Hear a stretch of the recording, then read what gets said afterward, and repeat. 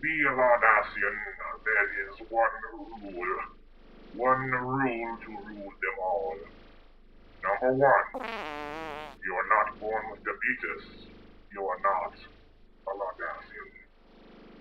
Number next, you can never, under any circumstances, refuse butter. C. Moving under your own power is forbidden. And finally, if you die, and your autopsy reveals that you contain no peanut oil, your family will be lowered into the pit of Shebulak. They will have to dodge water balloons filled with whole grain oats and Arthurian gonorrhea. Shebulak!